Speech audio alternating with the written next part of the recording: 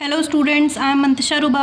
आज हम लोग class 9th Hindi medium biology में बायोलॉजी का सेकंड चैप्टर पढ़ेंगे। देखिए, आप लोगों की बुक का 6th चैप्टर है, लेकिन बायो सेक्शन का पहला चैप्टर सेल आप लोग का कंप्लीट हो गया। अब ये दूसरा चैप्टर आप लोगों का बायो का है, ऊतक या टिश्यूज़। मतलब आप लोगों ने पहले चैप्टर में सेल के बारे में पढ़ा था, अब उसी के आगे आप लोग का सेकेंड चैप्टर ऊतक या टिश्यूज़ है। तो सबसे पहले हम आप लोगों को बता देते हैं कि टिश्यू या ऊतक क्या होते हैं।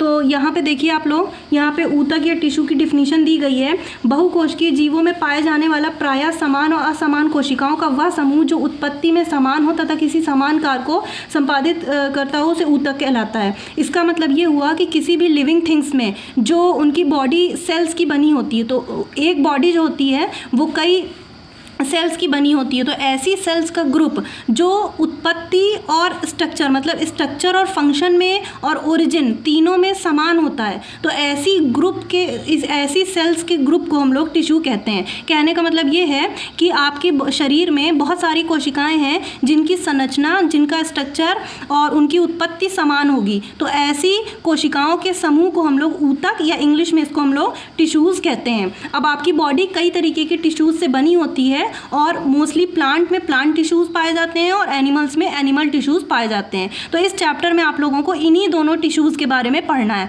पहले आप लोग प्लांट टिश्यू के बारे में पढ़ेंगे, उसके बाद फिर आप लोग एनिमल टिश्यू के बारे में पढ़ेंगे और उसके प्रकार और कार्य को पढ़ेंगे।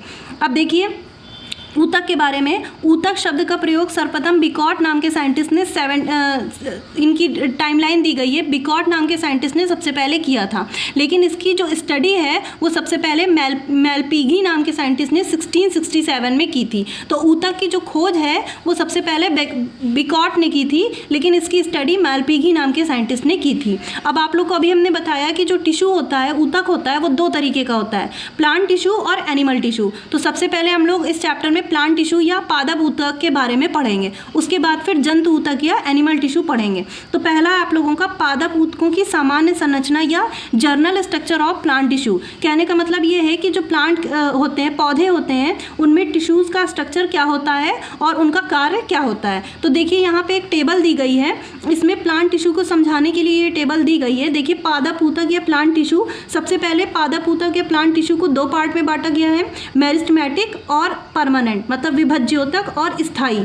उसके बाद मेरिस्टेमेटिक टिश्यू को भी 3 पार्ट में बांटा गया है, शीर्षस्थ, अंतर्वेशी और पार्श्व। और परमानेंट टिश्यू को 2 पार्ट में बांटा गया है, सरल और जटिल। फिर सरल ऊतक को भी 3 पार्ट में बांटा गया है, मृदूतक, स्थूल कोण और द्रोणोतक। और जटिल ऊतक को भी 2 पार्ट में बांटा गया है, जाइलम और फ्लोएम। तो इस तरह ये आप लोगों की जो टेबल है, ये टेबल आप लोगों को बताती है कि प्लांट टिश्यू कितने पार्ट में डिवाइड है। अब आप लोगों को इसी में एक एक करके सारे प्लांट टिश्यू को एक एक करके पढ़ाया जाएगा।